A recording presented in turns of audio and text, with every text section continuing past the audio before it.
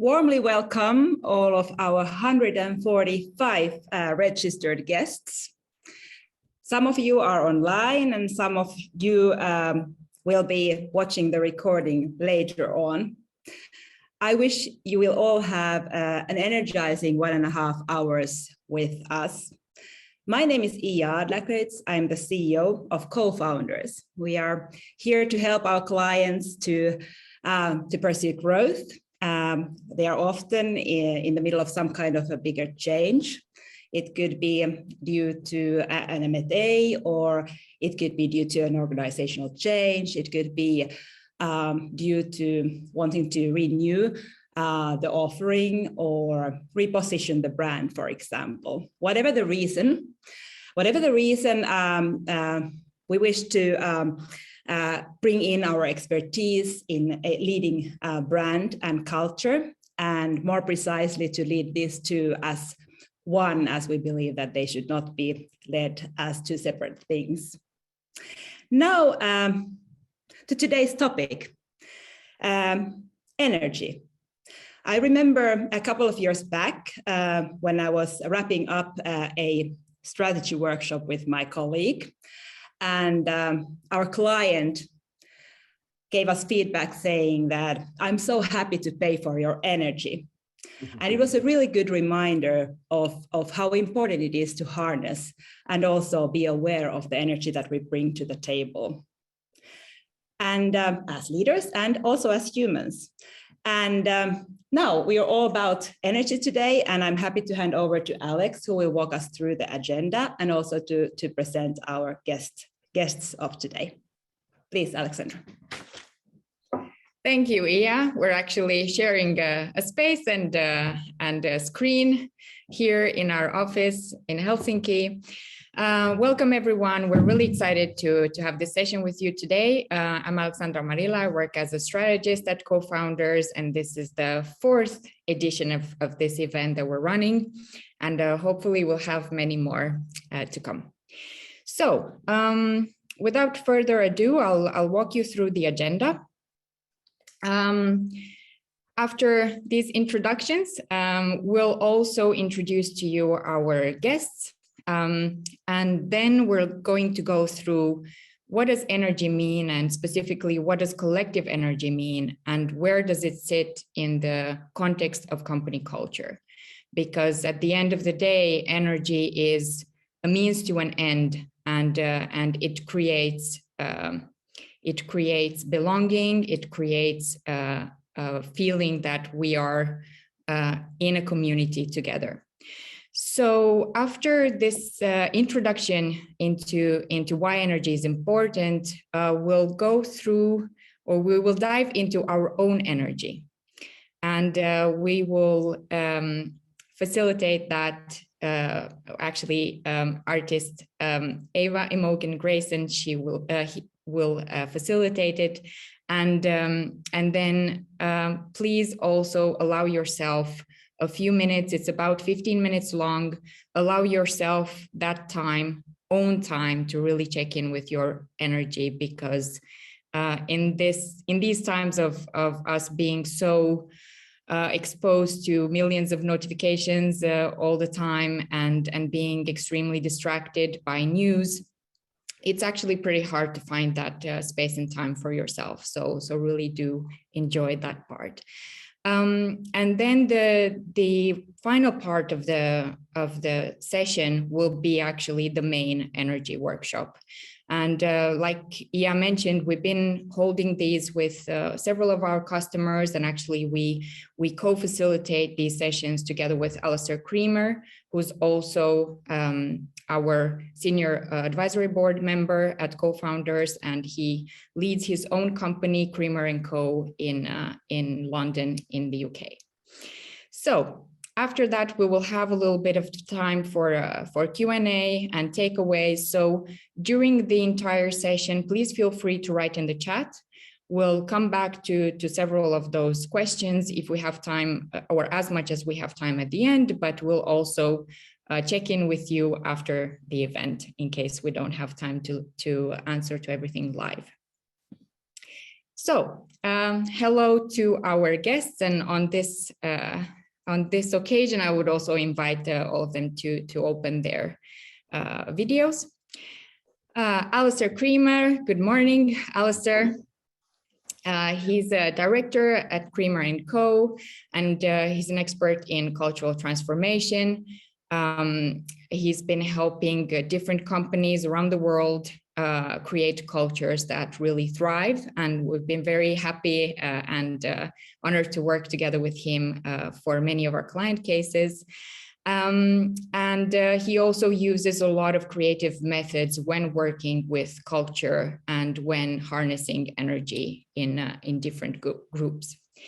Our next guest is Ava Imogen Grayson, and they can say hello today. Hello. Because good morning, everybody. She's still here in our space. Then we're going to invite Hanna Maula to say hello. Good morning, Hanna. Morning, and very nice to be here today. I'm looking forward to a great event together with all of you. Excellent. So are we. We're really curious about the workshop. So Hanna is a vice president on communications and brand at UPM. And she's been working with organizational development, culture, and communications for a long part of her career. And before UPM, she also worked as a consultant, entrepreneur, and researcher in Silicon Valley. She held different comms and marketing positions in Neste, Aalto University, Elotech, and Hackman Group. And she's also the author of 3 business books. Our next guest is Marit of Pjerkinson. Hello, Marit, and good morning. Good morning, all. I'm just getting the video.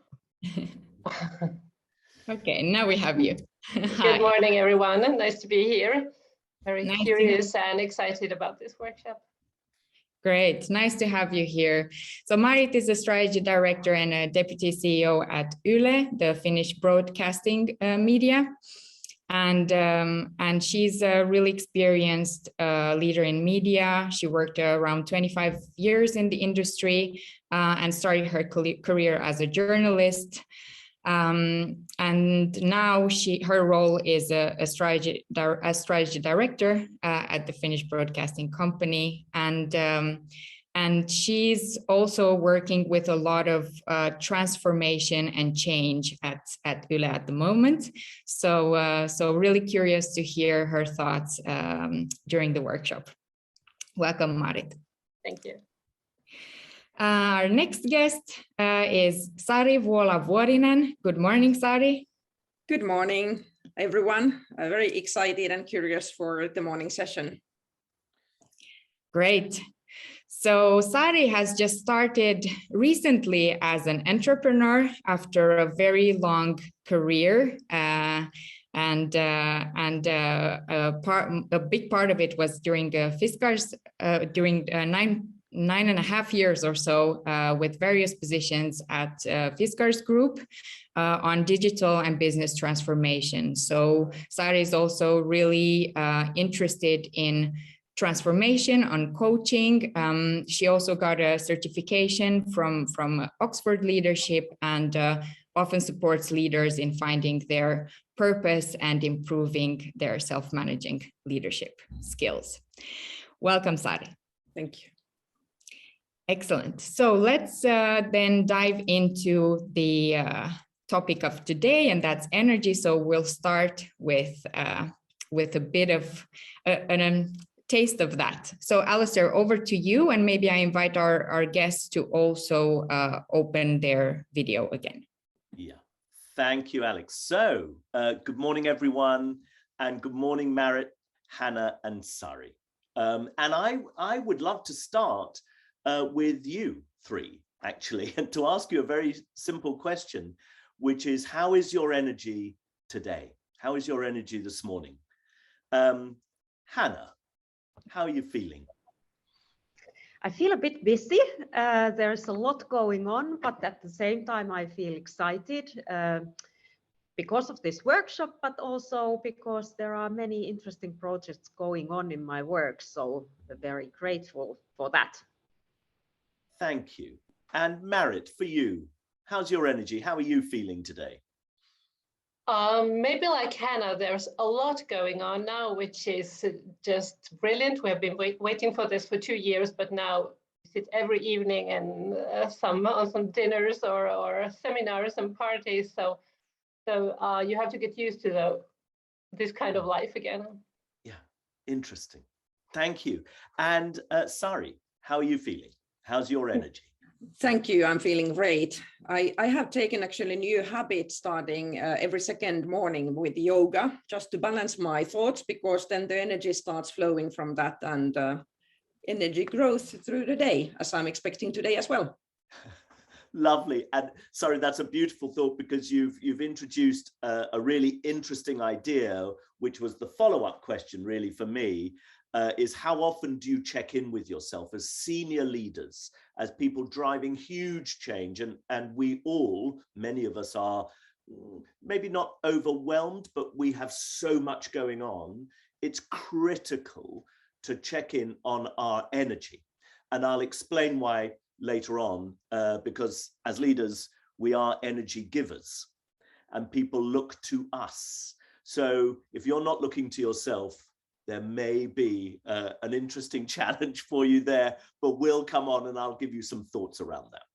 So thank you all for that. And even within those short descriptions, there's actually quite a lot of richness, if you heard it, about what's going on, about the way that each of you is approaching what is clearly very full working lives and probably home lives as well.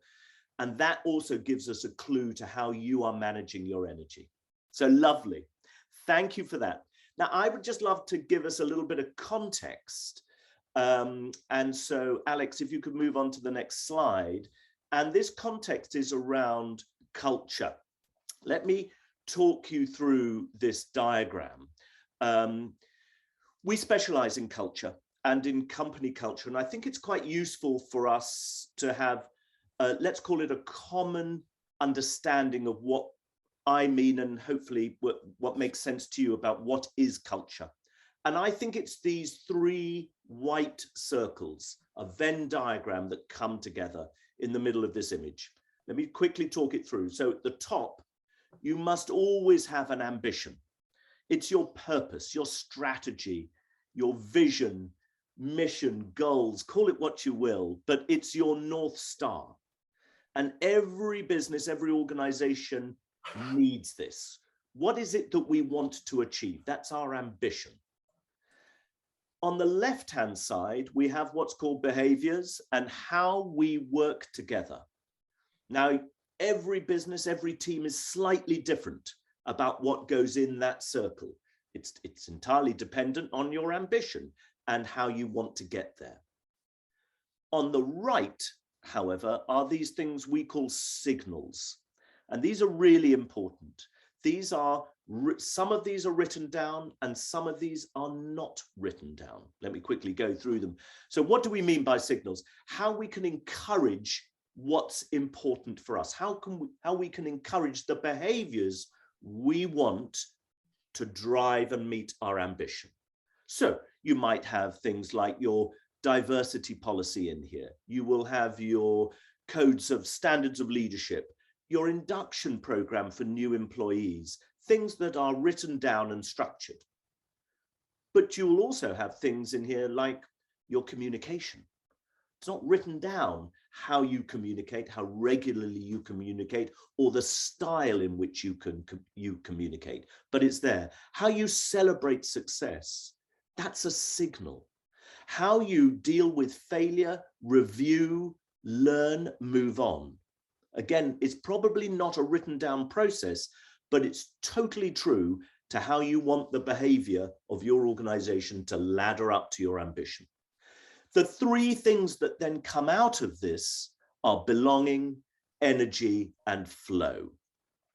So belonging, a sense of belonging, we'll come on to that, I'm sure. Energy, we're going to talk about that today. Flow, I think, is really important because it talks to the idea of a well-oiled machine, no silos, no empires, information that transcends and moves freely across the organization, and momentum and pace.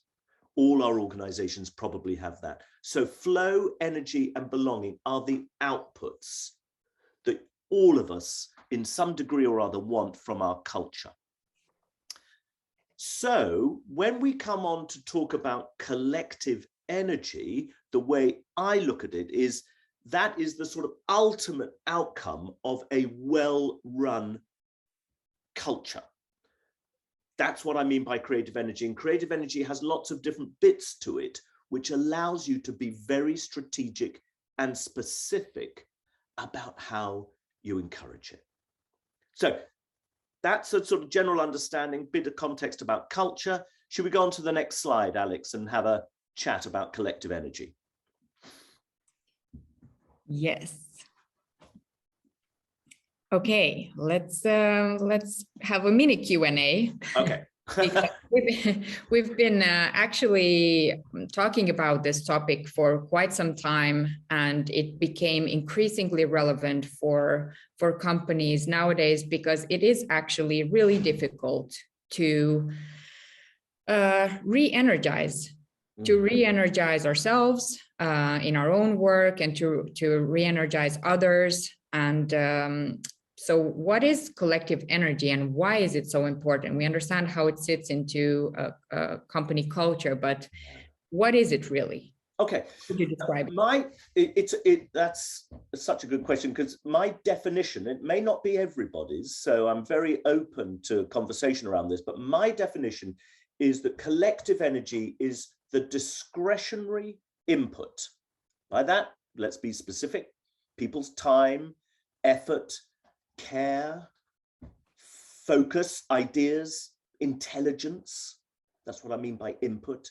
The discretionary input that people give and that comes together at the same time and for the same purpose. Now, I talk about it being discretionary because you can encourage people to give more of those things, but people can also withdraw them. If you're not looking after them, they can withdraw their time. I'll just give you a few hours here. They can withdraw their best ideas. They can, be slightly more scattered in their focus rather than focused. Mm-hmm. So discretionary is a really important thing. And for us leaders, I think that goes, okay, I've got to look after this thing called collective energy. It won't just look after itself. Yeah. And if I had to say why, the second part of your question, Alex, was around why it's important. Look, really simple things. We all know energy drives change. Yeah, it drives you through change, any type of change, transition, transformation, improvement.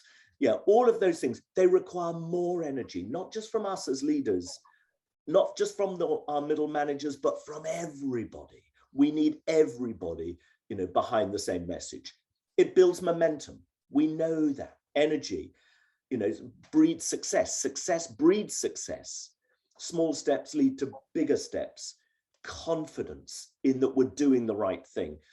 The great thing about energy, why it's so important, is it's transferable. Great leaders can radiate energy. I don't know whether you use this phrase a lot in Finland, but we talk about occasionally people as being radiators or drains.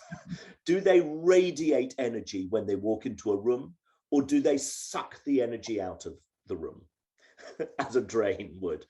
So it rubs off. It's transferable, it cascades, and it rubs off. And of course, the great thing about energy is it's renewable. You can recharge, you can reset as an individual or as a team. And my only warning on this about its importance is that energy is also fragile. Yep, it needs nurturing, it needs caring for, because it can run down, it can be withdrawn, it can be misdirected. You can have many different cultures going on, and that leaks the energy away. So yeah. You've got to be really careful, and you have to pay attention to it. And sometimes you need more energy in certain areas, and sometimes you need less energy.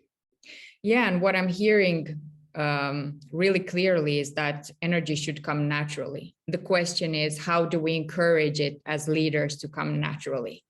So now that we went through this intro, it's time to go and check in with our own energy.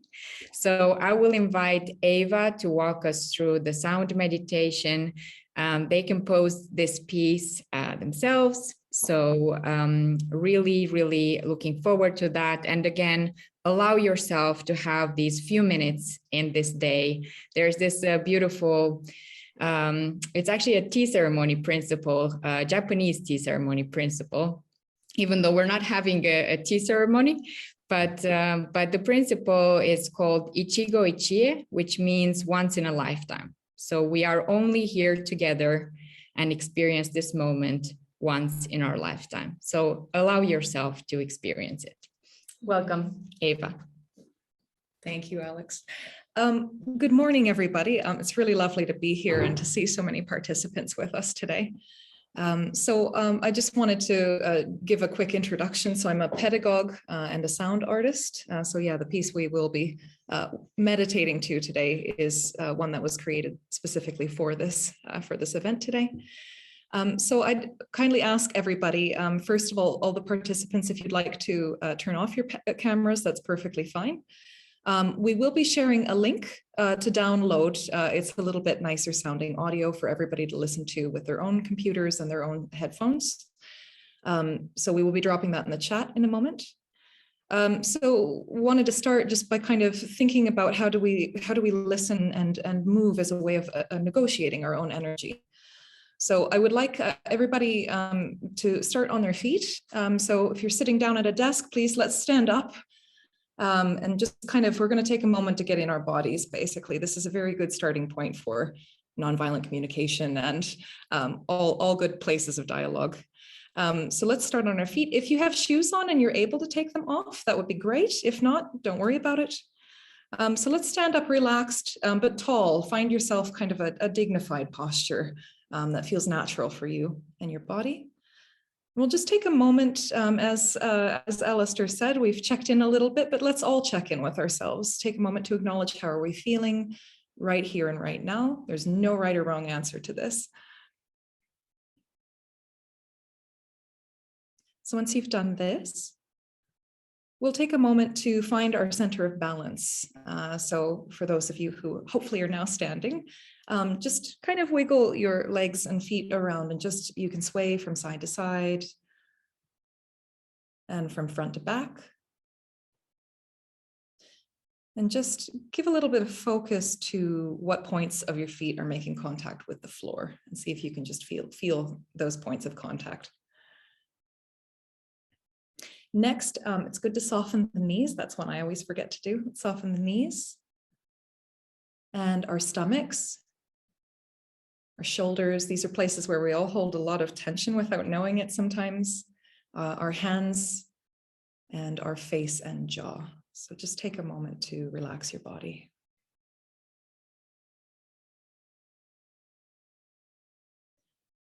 And lastly, with the eyes, this is a really important one. And let's try and kind of keep this in mind throughout the exercise as well. It's good to lower and soften your gaze. We hold also a lot of tension in our eyes from staring at screens all day long. So just let your gaze fall to wherever is a good, comfortable point for you. And this will be crucial when we do our exercise. And let's just take a moment to check in with our breath. This is one we forget about a lot as well. So allow it to be as relaxed and natural as possible. If there's a bit of tension, that's okay. Just accept it. It may change, hopefully. Okay, so let's drop the link into the chat for everybody. Alex, I'll get your help with that if you don't mind. Thanks. Of course. Thank you. And hopefully this works for everybody on their computer. It's a WeTransfer link, so it might take a moment for some of you to download.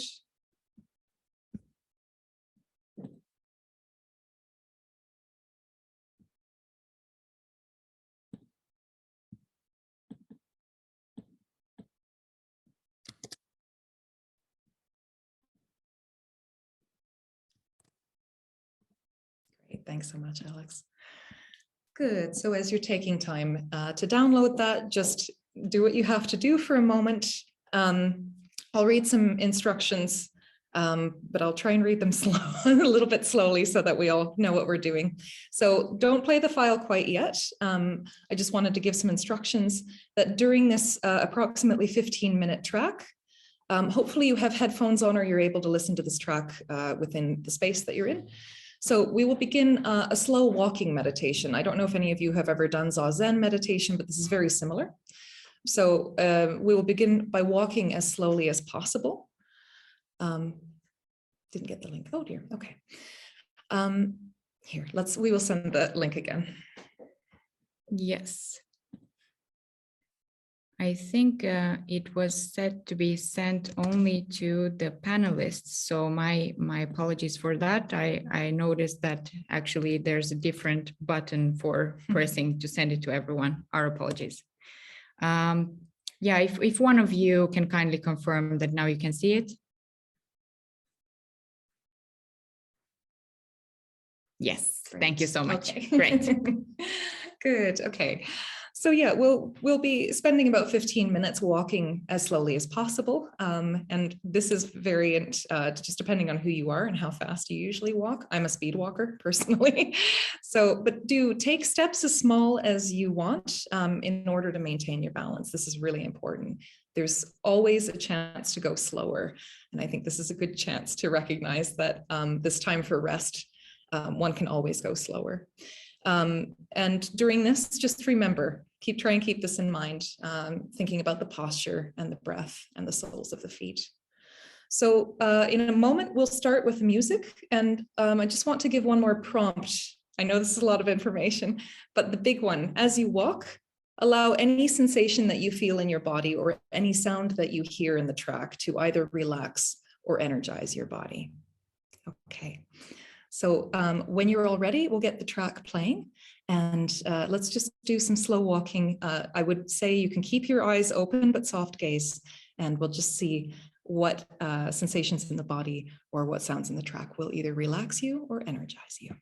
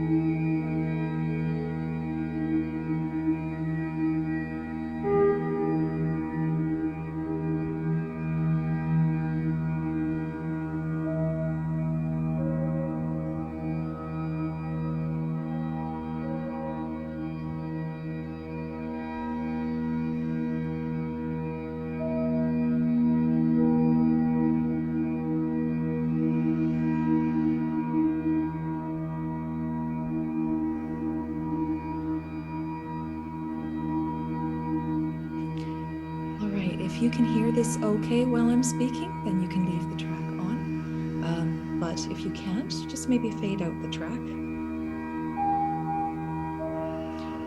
So we'll just take a moment to refocus ourselves. So let's come back to our standing position and let's find our center of balance again. And soft knees, soft stomach, hands, shoulders, jaws, and face. So just take a moment to relax again.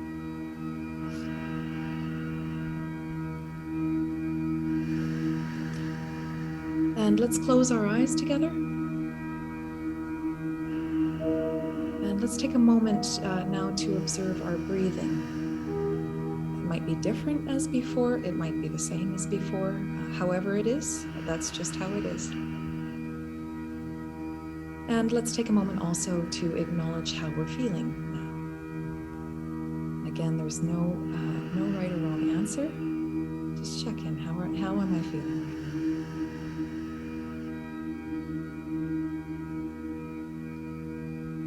And let's take one or two nice big breaths. And we'll wake up the body a little bit. So you can yawn, you can open your eyes, you can stretch if you want.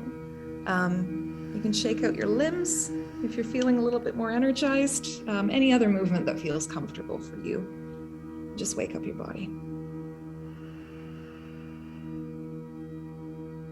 Good. So once you're kind of back in the space that you're in and with the rest of us, I just wanted to take a moment to ask all of you if you want to share in the chat, what did you notice? Was there any physical sensations, any inner voices popping up, anything about the music track that you noticed? So welcome to drop that in the chat.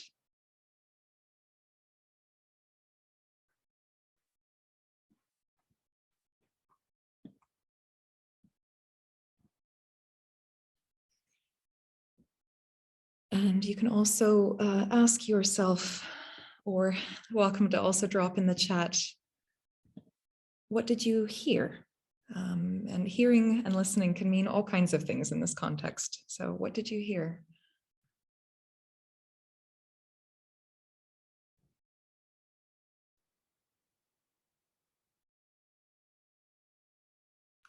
Good. So let's just take a moment. Oh, there's some nice, I noticed a flow of energy and clarity in my mind. Good. Yeah, shifting, that's a really important one as well. It's, we often have this kind of wandering mind, which I'm sure some of you experienced. So let's take a moment. We'll just kind of set our intentions for the rest of the workshop of presence and well-wishing, both for ourselves and for each other as we move forward together. So I will hand this over to Alastair now. Thank you.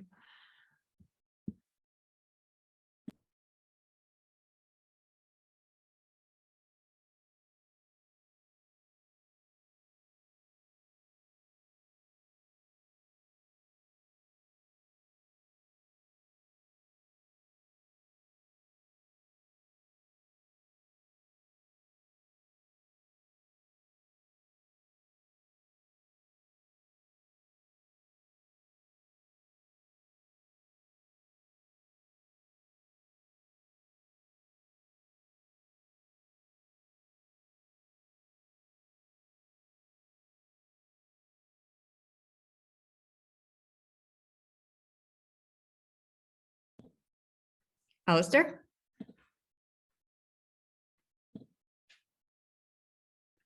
I'm so sorry. I've been muted all this time. Yes, you have, and we also don't see you. And you don't see me. We thought you fell asleep. You were so relaxed that you fell asleep. And hello, you have a workshop to run. Okay, no, so I'm all here. I'm all here. Okay, let's sorry about that. No problem at all. And also Hanna, Marit, and Saree, you can also open your videos and welcome back, and let's start the energy workshop. Okay, now I will disappear. So thank you. So let's go on to the next slide, Alex. And what I would like to do now, just to say, I'm now going to be talking largely to Marit, Saree, and Hanna, but all of you are more than welcome, obviously, to listen in, to participate by putting your thoughts and challenges and questions in the chat. But we are, the four of us are now going to be having a conversation, and you're all part of that. So I'd like to start really with just a big question for all three of you. And if that's okay, I'll start with Hanna. And I just thought it'd be interesting, if you're happy, to tell us a little bit about what are either your main challenge or challenges, or a real opportunity that you have right now within your teams and your business. Hanna, any thoughts on that? Yes, thank you for sure. Many thoughts, but perhaps the main challenge currently is related to the operating environment. I think there are very significant uncertainties, starting from the war in Ukraine to the pandemic and to the global economy. And we've seen such shocking and sad news and events that I think it really takes some energy away, and we can't avoid that. And it's really difficult to predict the future as well. So I think many organizations, including ours, are having a challenge with that situation. Thank you. Yeah, really, really interesting. Thank you. Marit, what about for you? How would you offer up a challenge or an opportunity for you right now? Actually, I think that I have the same word for both the challenges and the opportunities, and that is trust. Ooh. I'm sorry, I missed that, Marit. That is trust. Trust, lovely. It is about kind of rebuilding or ensuring trust between our people who work with us, because we have been working in kind of pipes very effectively, very good in different teams. But I noticed that we might not have the same trust that we had before in each other, that people are doing important things in different parts of the company. And this is really, really important, because if we need to earn the trust of the Finnish people, the audience, and if we don't trust each other, we are very vulnerable for info wars, and it is very difficult to keep and build trust you have to have in a public service media company to trust the news and the program. How interesting. Absolutely. So I think that's a universal need. And as you say, it's a challenge, it's an opportunity. And from trust, almost everything becomes possible. You can have, uncomfortable conflict, but you can get through that to commitment, to, accountability, to results, or whatever it is. But it all stems from trust. And where trust probably comes from is amazing relationships. And yet here we are, we've been working remotely, virtually, in a hybrid world where it's a completely different game to build relationships on screen. Exactly. And many of our managers or leaders haven't been trained to do that. What do I do? How do I do this when I'm speaking to people through a screen? So we'll come back to that. It's a lovely thought, Marit. And Saree, for you, challenges and opportunities. Yeah, I would actually use similar abbreviation as Marit. So I love challenges, therefore I tend to turn them to opportunities. I'm actually leading a business transformation in a growth company, cultural shift, growing the company into a more scalable and leading business transformation where we are renewing the ways of working with the even kind of need to clarify the future state. What does it mean to become the next level of company? How to communicate, how to make sure that people are engaged and onboarding that transformation journey, because it's all about people. That's my greatest opportunity now. It's what in all the clients I talk with at the moment, when we talk about opportunities, challenges, it inevitably, the conversation every single time comes down to people and, in effect, culture. How can we create this culture in which our people feel they've got a sense of belonging, they can do their best? And that's what we need to create. It's very interesting. In the, I think it was the New York Times last year, they cited, their piece of research cited that culture is the second most important, desirable quality, if you like, that people look to when they join a new business. So pay is still number one in the package and the benefits. And right behind it is culture. People are wanting to understand the culture of a business before they make that choice to go, shall I give this business, this organization 2, 3, 5 years of my life? So really interesting. So thank you.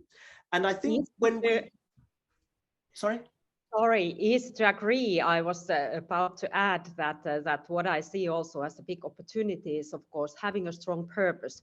So times are challenging, but having a strong purpose towards the future is something that makes our life and work meaningful. And I find that very important. And that's also driving us towards the future. So for us, for example, we create a future beyond fossils. So it's working together towards a more sustainable future. And that, on the other hand, gives tons of positive energy then. Yeah, absolutely. And indeed, Hanna, that's a beautiful segue, because I'll just now talk you through the collective energy model, because I think this will give it some context, and then I'll go into a conversation with the three of you. So Alex, the next slide, please. And here's a little bit of detail, but let me walk you through it. So we talk about collective energy having many sources of energy. And I think the first thing to understand is that many people say, why can't I be just smaller? You know, like, give me 2 or 3 things. That's what people can remember. And actually, that's not the point of this model and the point of this work. We have increasingly diverse teams, really rich teams. And within that, we have people who are introverts and extroverts and from different generations, etc. And everyone requires different combinations of energy to feel that they belong and that they're in the right place at the right time. However, the biggest source of energy, which isn't on this chart, it sort of sits above the model, is this idea of leaders, us, leadership. We are the biggest source of energy for our business and our teams. We know people stay in businesses because they have a wonderful boss. People leave businesses because they haven't got a wonderful boss. So leaders play an incredibly important role in this. But let me just talk you around the 12 ideas within collective energy. So at sort of 1 o'clock, if you like, we have purpose and belonging, and then urgency and challenge. For some people, they are hugely energizing. I do appreciate that for others, it can be quite draining, but it's a source of energy. And then this idea of playing to your strengths and autonomy, belief in your own strengths, other people giving you belief in yours and giving you the room to express yourself. And then you have 2 sides of the same coin: fulfillment, personal fulfillment. I'm getting fulfillment from my meaningful work. And then the external piece, the recognition. I'm being recognized for it. Incredibly important sources of energy. We might come on and talk about those later. And then nourishment. So how interesting that in here are work environments when, of course, many of us have not had a collective work environment. We've had our own spaces. And what that has flung up is this idea of stimulation and variety, some things that we may have taken for granted in the old way of working. How do we connect with these in our new hybrid world?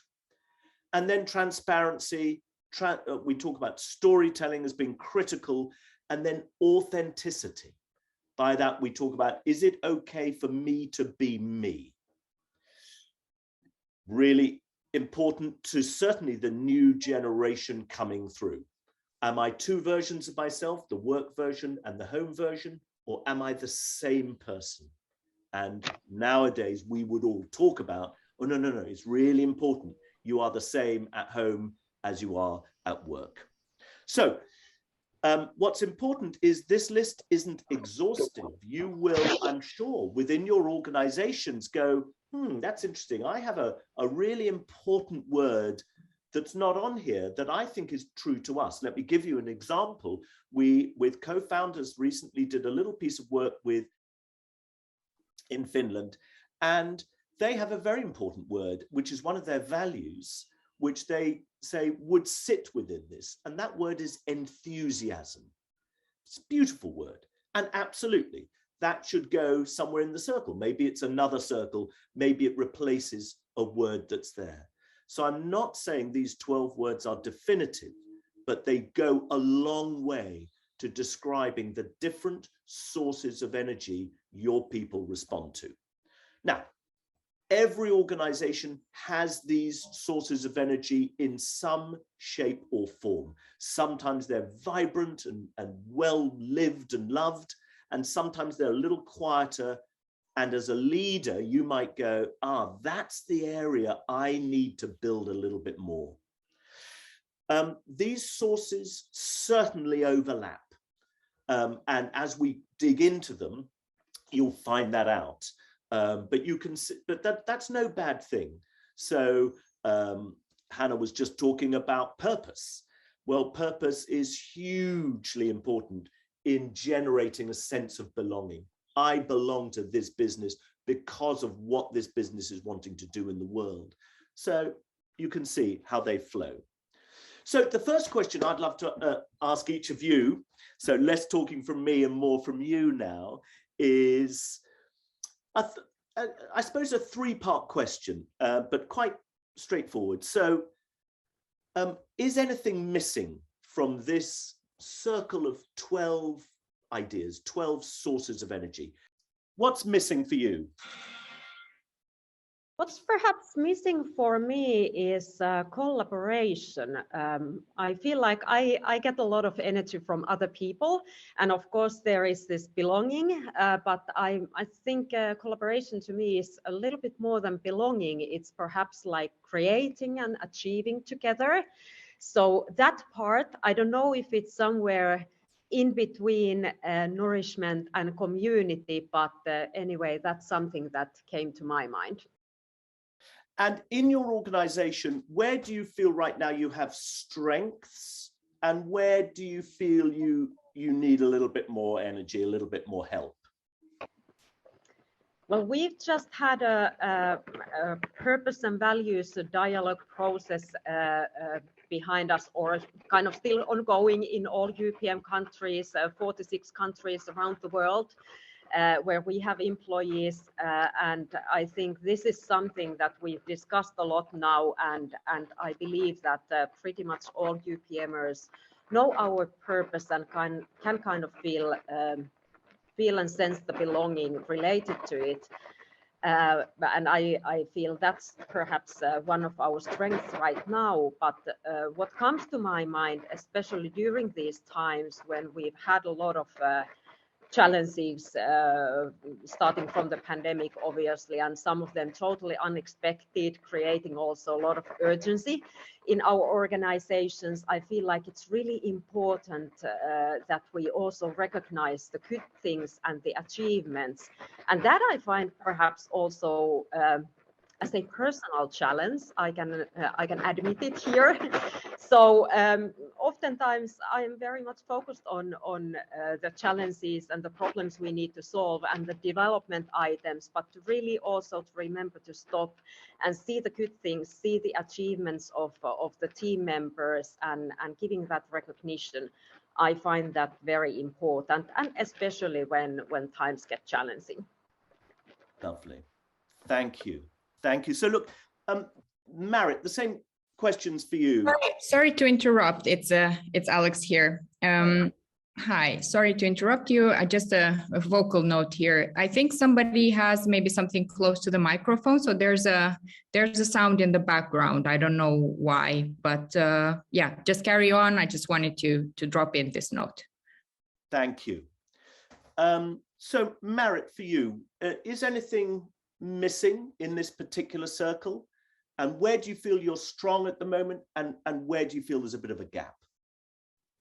I think this is a very good picture, and the circles cover a lot, not only the word written in them. Maybe if I had to add something, it would be something with this, Hanna was talking about setting your goals, having clear goals, achieving them or learning from not achieving them together. But I guess it's in the self-worth belief section. Those cover this too. Yes. If you think about them broadly. The one I would pick that I work most with right now is absolutely belonging. Yeah. It was maybe the thing I described as a challenge right now to get people to trust each other, work together.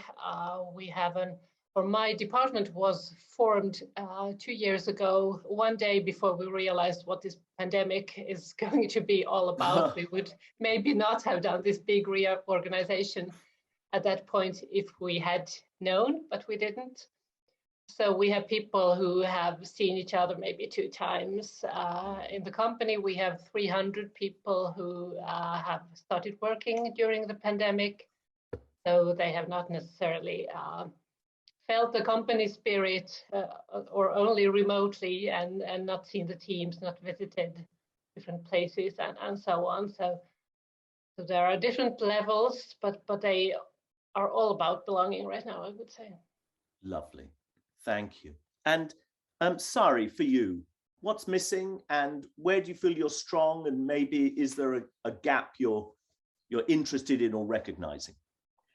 Yeah, this circle is valuable, thank you. And I was thinking maybe exactly what we also did just recently is the reflection. It probably is in the self-worth, but the reflection is also, I think, important, both reflecting on the environment, the stakeholders, the relationships, but also within yourself.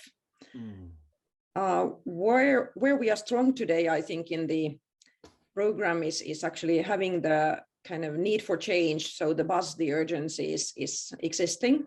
What I would be now focusing on and putting my most effort is creating the transparency through the storytelling, making sure that everybody feels there's a need for change for each an individual, creating at the same time trust. And as I mentioned, building the common culture, the new culture for the new stage of the company. So storytelling, I think, is a great asset, and trying to also motivate everyone to find something in it for them. Lovely.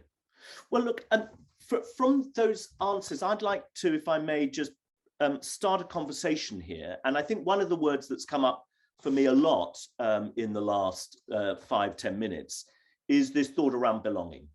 And it's clearly an issue for all of us. We've now had to operate in an entirely different way, virtually. And I remember someone saying to me that people don't come at things from different perspectives. They come at them from different realities. Perspectives can shift, but realities can't. And I think that's quite an insightful starting point for belonging. Because if you think about belonging, it's a critical part of collective energy and how we all move forward. Belonging, it's one of those, Maya, Maslow's hierarchy of needs, it's right there at the bottom. It's absolutely crucial. And when we feel we belong, that means it's safe to give of myself. So one of the first things I would always think about if belonging is the challenge is this idea around, how clear, good are you around your psychological safety, your thinking around that piece of work, which is fairly old now, 10, 15 years, Project Aristotle by Google, but it's really critical. So are you and your managers giving out the right kind of leads around it is safe to be who I am here. It's safe to belong here. And then back to Hannah's point about, well, what do we want to belong to? And purpose, and having a strong higher purpose, a strong shared purpose is critical. And also a community of friends. We want to belong to this team, working with those people, working for that leader.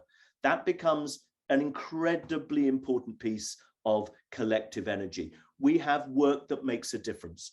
We have shared values. I belong because I believe in these values. So one of the interesting pieces of work that we can always do here is to help people understand their values. Are their values the same as the organization's values? And I used to work for Unilever. Unilever, a very purpose-driven company, as you will know. They have a company purpose, they have brand purposes, and now they have personal purpose. They send people on workshops to discover my purpose. What have I been put on this planet to do? And is Unilever the right place for me at this time? And inevitably, if you're looking at values and looking at purpose-driven ideas, then Unilever is a very good place to be. So it's interesting, but personal purpose helps you, again, engender this sense of belonging. Now, what else? I think the other thing about belonging is all those belonging cues that we used to love when we were all together in the office. Eye contact, great listening, paying full attention and presence, equal voices, turn taking round the room, open body language, the steady pulse of interaction is what I call it. We have to reinterpret these now for a hybrid world. And that requires thought, reflection, and maybe some different forms of training. How do you listen really well when you're online? What are you now listening for? Which is interesting. So we only see our shoulders and heads, and we miss so much of that extra additional body language, that peripheral way in which we are able to listen with our eyes, as well as with that. So a sense of belonging is driven by probably now a new set of skills. So I also think belonging is a choice. We can choose to create a sense of belonging or not. Very, very simple. And it's, of course, a fundamental need. And we can express it in lots of different ways. It's how people are welcomed into an organization, as much as how you are seen and heard, trusted and respected on a daily basis. So those are some just opening thoughts. And I'd like to open it back now to Marit or Saree or Hanna for any thoughts and comments and how we can build this. A lot of... Oh, sorry. Oh, please go ahead. During these past 2 years, I kind of have felt that I'm missing a limb when I'm leading in a hybrid or mostly remote world. Maybe that was what you were describing, that you can't fully use your strength when you're not meeting people physically. And I'm trying to find some tools to still be able to kind of understand what's going on in the room, give people the recognition and those things that were easier when you were physically. Well, I would suggest, Marit, a couple of thoughts. As leaders, I think in this time, particularly if we are still remote or hybrid, we need to give, as leaders, more of ourselves. And by that, I mean, it's you don't need to tell all the stories of what's gone on at home every minute of every hour, but to show a little bit of that vulnerability, actually, which I think all of us share, whether it's about our children or it's about what's going on or it's about our community, because that then gives permission to other people to open up and to be vulnerable and to say how it is and to have more honest conversations. I think there are also moments in which you can divide between the social element online, how are you feeling? No, seriously, how are you feeling today? And then the work, the business, the information exchange. I think that's quite important to separate that out and give it real time, because one of the things that we're in now is we're in an age in which health and well-being and welfare and burnout and stress are truly, if we didn't believe it before, we have to believe it now. So one of our jobs as leaders is to be at the service of others and to truly ensure and check in that our people are as good as they can be. And then it's to make sure that we're giving them as much space as we can. Autonomy is one of the words on the thing here list, which I think links into belonging. It's what Daniel Pink talks about in Drive. You know, he says there are three things: a sense of purpose, sense of mastery, and autonomy. Give people those three things and they will work for you. It's not about the money. It's about those three things. Let me be good, give me space, but give me a focus and direction to which I go towards. I think the other thing about belonging is for us as leaders to let people feel that this is a place for everybody. So this idea of equal voice times, we all know we have people in our teams who are more eloquent, perhaps more on the front foot, come up with the quicker answers and so on. And I think you might need to find ways in which everybody can have an equal say at different moments. So for instance, a simple thing I do, if ever I've got an offsite of a day, I never run it 9 to 5. I always run it midday to the following midday. The reason I do that is that we have an afternoon session and then people go away, they go home, they sleep, and then they come back in the morning. And where that's particularly powerful is for the introverts within our teams who, you know, it's very hard for some people to take 8-9 hours, be in, you know, eye contact with others all the time and be able to come up with instant ideas. Sometimes they need to walk away, reflect, and come back. So it's small, intelligent little ideas for how you can change things to welcome and include everybody. Any thoughts about that? I may build on that. So I think, you know, captured a couple of things that I was thinking that for me are relevant for that belonging. One is that you presented in your first slide, I think, was the behaviors, exactly as you mentioned. So acting, leaving the mark on every activity or every engagement or session you are actually on. The second thing that I kind of dislike the word diversity, but you also put it nicely in a sense that, you know, people are as they are, and we need to accept people with their diverse behaviors, their diverse strengths, also accept failures. And I think that those two kind of, for me, strengthen the kind of the safe environment and therefore the belonging. Yeah, lovely. I know that we're running close to time, so I'd like to, if I may, just to move on to something else. We talked a little bit about purpose, Hanna, and, you know, absolutely, without purpose, I think we are rudderless. You need a North Star, and as a collective energy input, it's critical. Because people have got to know where they're heading. It's not just strategy, it's where they're heading. And that is going to be your, sorry, got something going on here. That's going to be your North Star and your purpose. And it's taking on an issue. as a business. That's what a purpose is, and it's making a measurable difference over and above the output that your organization does. But purpose is also about action, and it's about people feeling motivated within your organization towards that. And therefore, what it does is it gives you an amazing opportunity, purpose, to live it and be consistent across all touch points.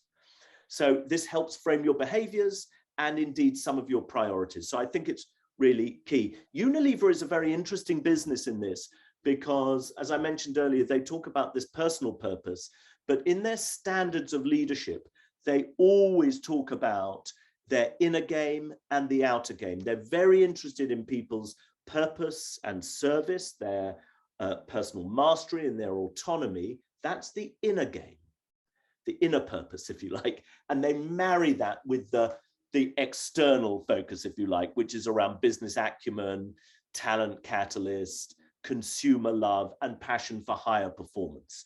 So purpose is an incredible driver. If your purpose isn't strong enough, that whole culture model, I think, begins to, dare I say it, fall apart. I think in this day and age, you need more than just a business strategy. I think that's critical. You mentioned, Sari, also this idea of storytelling, and I think storytelling is really important because, well, for all the reasons, you know, why do we use stories? They help us remember. Yeah, they contain meaning. They connect us. It means we have a shared experience. They engage us because information overload can disengage us, etc. You know all the reasons. They open up possibilities, worlds. They can be owned by more than one person. And stories can be used in more ways in which we do that. We can do our town halls and our all groups and our regular catch-ups. That's okay. But what about using stories in our reviews and appraisals? I think one of the most powerful tools there is Appreciative Inquiry, which is to tell stories around when were you at your best? What circumstances and conditions allowed you to be at your best? And what would now help us to have more of those conditions for you to be more at your best? And that becomes the heart and soul of your appraisal or your review, call it what you will. It's storytelling by any other name. And of course, we have direct stories and we have indirect stories. And we are all storytellers. If I was to ask you all to tell me a story about who was your best teacher and why, you would all come up with a great description of a coach or a tutor or a teacher or whatever it was. You would have that. So we are all good at telling stories. Stories are all around us. And of course, in terms of culture and collective energy, some of those stories are silent stories. How our office looks, how we choose to dress, how we go into meeting rooms, food, music. We're telling more stories than we realize. And our businesses do that as well. And we also do that in terms of how we lead our virtual and remote and hybrid meetings as well online, how we use technology. It's interesting from my point of view. I would suggest, and I think I'm probably going to have to finish now, but I would suggest that the technology hasn't moved as fast as we all needed it in these last 2.5 years. By now, I think we should have, all of us have access to amazing remote worlds. And I think we've got access to a few, but not necessary as many as we would have loved. So look, Alec, I think I should hand back to you because we're sort of getting a bit close to the end and maybe there's some questions. Yes, thank you so much. This has been really energizing to follow the conversation and also find different perspectives from all of our guest speakers. Thank you all for sharing and for keeping it so alive throughout the whole session. let's not go away anywhere, but also let's stay here. And if any of you would like to jump into any of the questions that come from the audience, please do so. I will now invite everyone who's here in the live session to type their questions or comments in the chat, so we can pick up a couple of them because we still have a few minutes left. So we'd love to take this time to tune in with you. And maybe whilst we're doing that, sorry, I haven't invited enough response from Hanna and Marit, perhaps, and Saree. Any thoughts?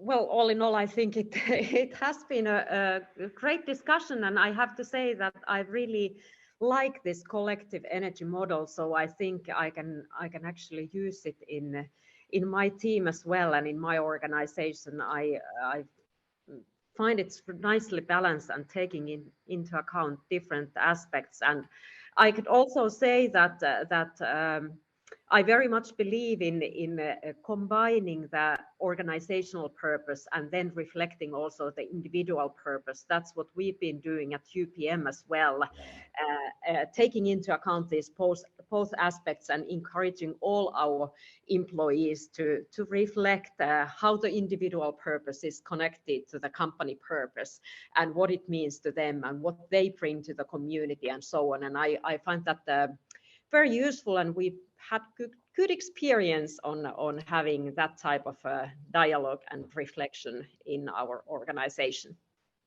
That's lovely to hear, Hanna. And the only thing I'd add, again, a thought from Unilever, they, in their appraisals at the end of every year, ask people for a 3+1. What are the 3 things you're going to work on for the business? And what's the 1 thing you're going to work on for yourself?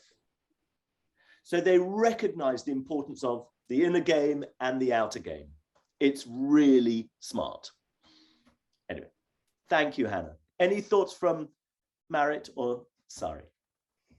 I had a bit of a similar thought that maybe we should kind of make our personal goals and motivational factors transparent. Yes. Just to increase the belonging. We all have very strong organizational purpose, but the reason that we see that those are different kinds of people might have something to do with our own goals. So that is an interesting path to explore. And I think you're absolutely right, Marit. I think if you lead by being open about your purpose, and obviously your values, all leaders lead through their values.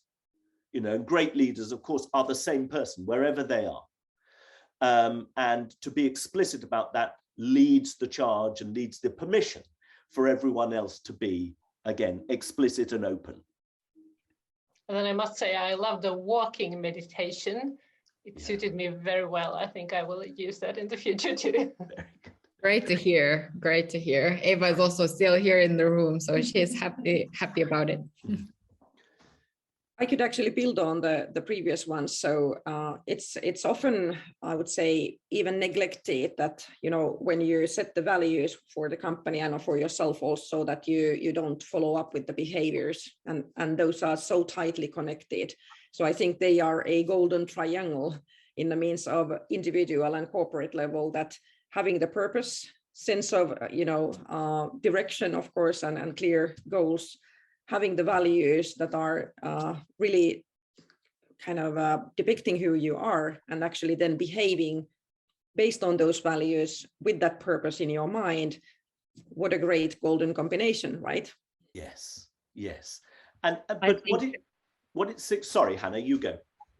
No, just was about to say that I think Sari had a great point there, and I find it important that organizations also define and discuss what are the value-based behaviors. So not only those words, the values, but the behaviors that we want to show and strengthen in our organization.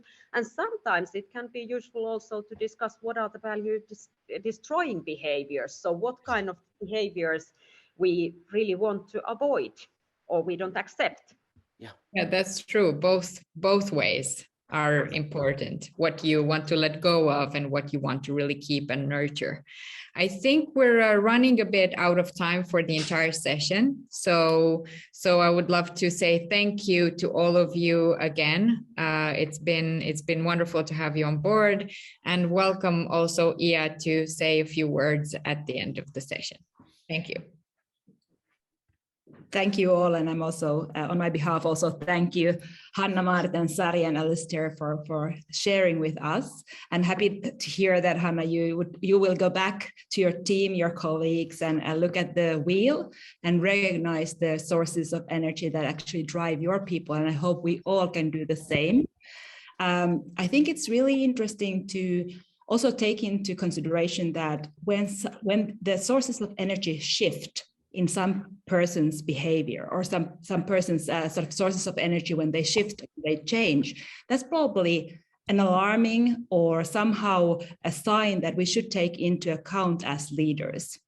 And it's as said many times in this hybrid world, it's been sort of hard to recognize these shifts. So let's say Alex here would go after her 9th cup of coffee during the same day. I might realize that, okay, she's very anxious and there is something behind it. But as we don't meet each other all the time face to face, it might be hard to recognize these shifts. So that's also extremely important to keep in mind. But it's a good thing. And I also think what Saree said nicely about acceptance. It's very hard to be understanding and supportive if we are not aware of the sources of energy that people around us carry. So that's also something to keep in mind, that's sort of needed. It's a necessity to have this kind of knowledge and both self-awareness as leader, but also awareness towards other people's sources of energy.